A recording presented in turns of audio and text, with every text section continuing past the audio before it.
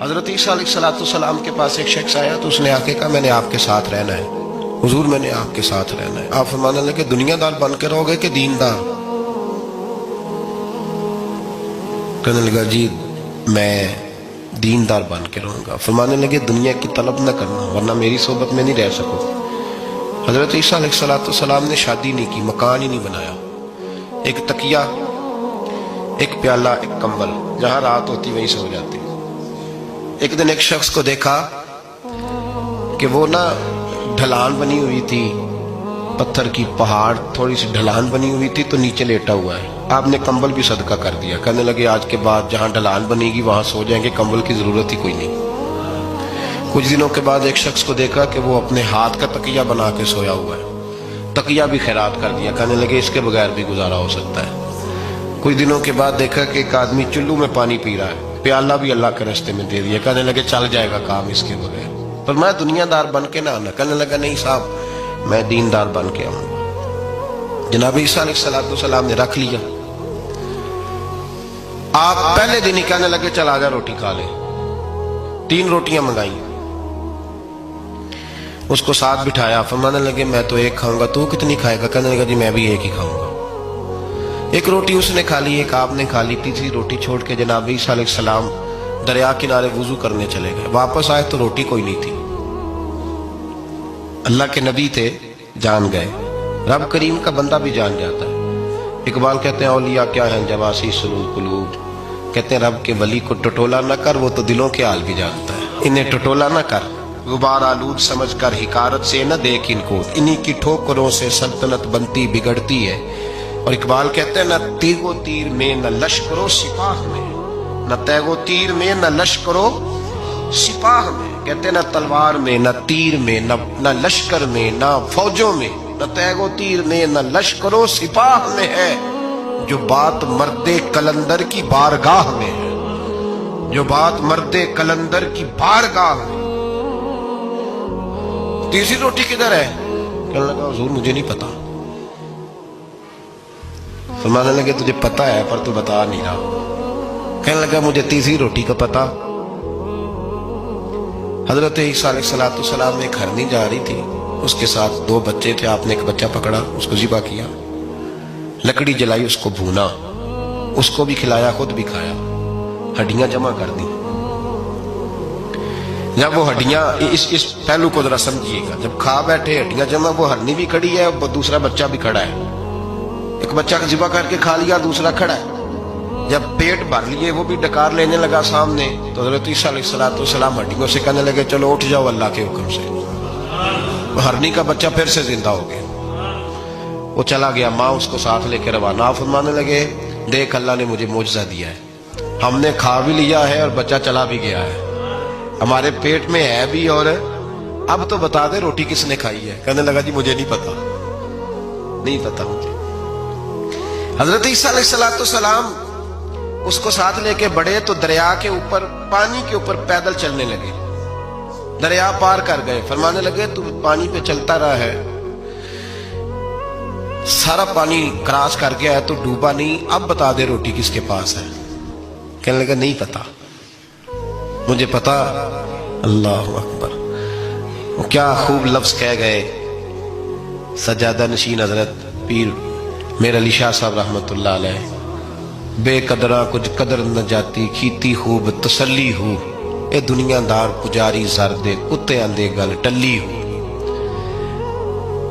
سارا دریا اتنا بڑا دیکھتے ہیں لوگ جو آتے ہیں نا درویشوں کے پاس، بڑے رنگ دیکھتے ہیں پر بدلتے نہیں، رنگ بڑے دیکھتے ہیں پر اپنے آپ کو تبدیل ہے۔ او 5 فقیروں کسے نہیں مارے آئے ہوئی چور اندر دا ہو، دیکھتے بڑا کچھ ہے بدلتے نہیں، نہ بدلا۔ حضرت عیسیٰ کہنے لگے منوا کے میں بھی چھوڑوں گا، تو مانے گا۔ آپ نے ریت کٹھی کی، ریت 3 حصوں میں ریت جمع کر لی اور پھر اس پر کچھ پڑھ کے پھونکا تو وہ سونا بن گئی۔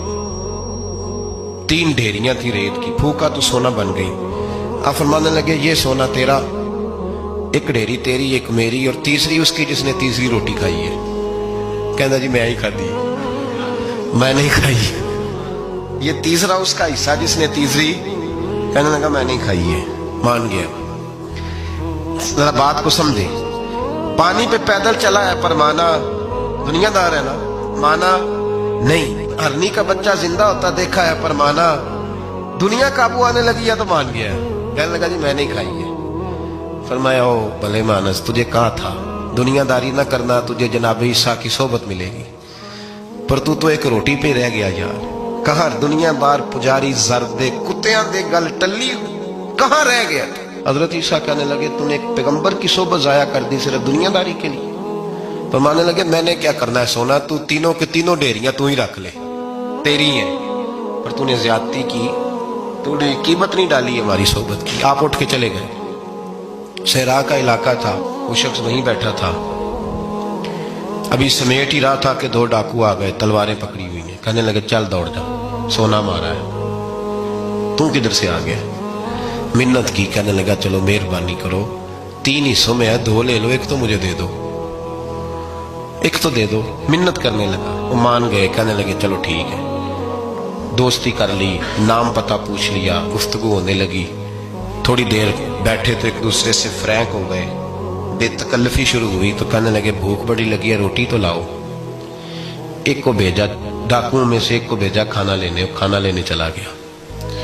अब ये दोनों पीछे रह गए, एक वो रोटी खाने वाला और एक डाकू। तो आपस में कहने लगे यार ये तेरा पूछता है वो रोटी खाने वाला, तेरे इसके साथ क्या ताल्लुक है। कुछ भी नहीं, डाकू सज्जन।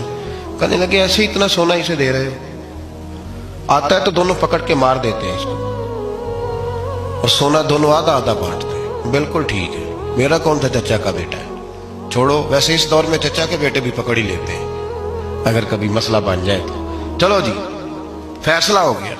अब वो जो गया वो भी तो दुनियादार था ना, उसने खाना खरीदा तो उसने कहा मेरा कौन सा इनसे ये रहना है। उसने रोटी में जहर डाल दिया। उसने कहा मैं इनको मारूंगा और सारे सोने पे कब्जा करूंगा। हुब्बुद दुनिया रासतुम मिन कुल्लि खतिया, हर बुराई की जड़ है। वो खाना लेके आया, अभी उसने रखा ही था, दोनों ने हमला कर दिया, पकड़ा और मार डाला। वो मर गया।